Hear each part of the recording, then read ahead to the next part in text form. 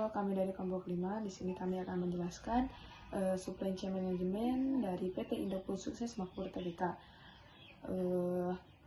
Kelompok 5 beranggotakan saya sendiri, Putri Ayaulia, kemudian ada Devina Oktaviani, Sukma Nabila, Risa Nur Aini, dan Elisa Nova.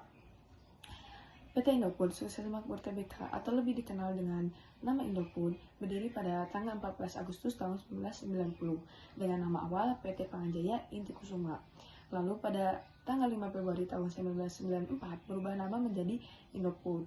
Pendirinya adalah Sudono Salim. Dan sekarang Indofood memiliki lebih dari 20 anak perusahaan yang mengekspor produk ke lebih dari 80 negara.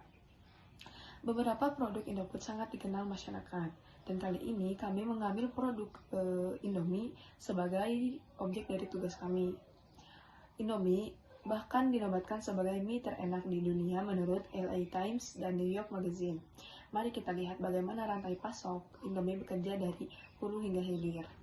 Baik, tahap pertama adalah pemasok bahan baku. Indomie menggunakan bahan utama berupa gandum yang diimpor dari negara seperti Australia dan Kanada.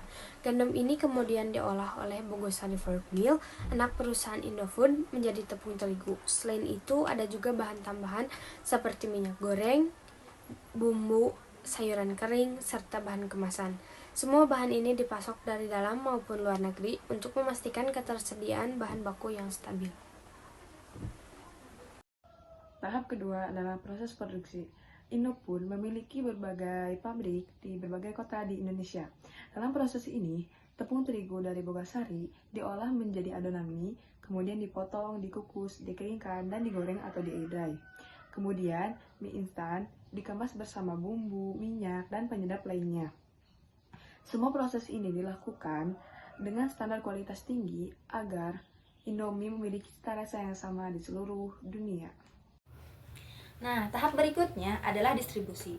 Setelah diproduksi, Indomie terlebih dahulu disalurkan ke gudang pusat dan regional untuk memastikan stok selalu tersedia sesuai kebutuhan pasar. Dari sana, produk didistribusikan ke berbagai jalur seperti distributor, agen, hingga eksportir yang menangani pasar internasional. Jaringan distribusi Indofood sangat luas dan terorganisir, sehingga Indomie mudah dikenal di hampir seluruh pelosok Indonesia, mulai dari kota besar hingga daerah terpencil. Selain itu juga, Indomie diekspor ke lebih dari 90 negara, menjadikannya salah satu produk mie instan yang paling dikenal di dunia. Nah, proses distribusi ini menggunakan berbagai moda transportasi, seperti truk untuk jalur darat, serta kapal kontainer untuk pengiriman lintas pulau maupun antar negara.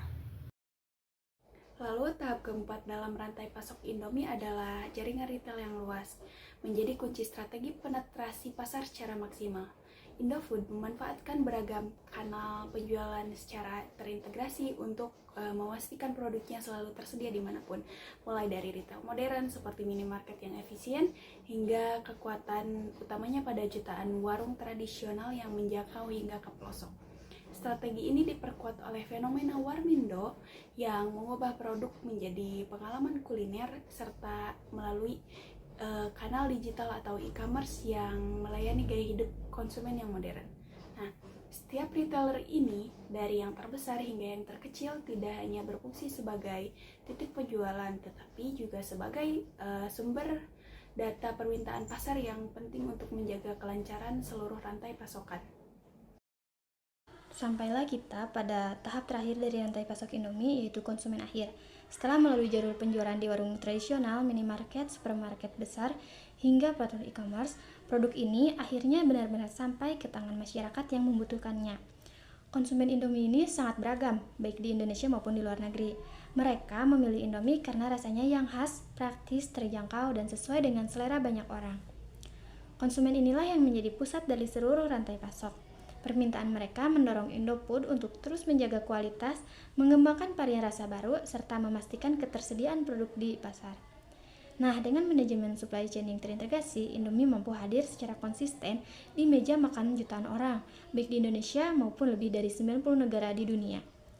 Dan disinilah rantai pasok Indomie menemukan tujuannya, yaitu menghadirkan produk berkualitas yang selalu siap dinikmati oleh setiap konsumen.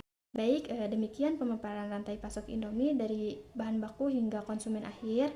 Dengan manajemen supply chain yang terintegrasi, Indomie mampu bertahan, berkembang, dan dikenal lebih dari 90 negara. Semoga penjelasan dari kelompok kami ini menambah pemahaman kita mengenai pentingnya supply chain. Terima kasih atas perhatiannya. Wassalamualaikum warahmatullahi wabarakatuh.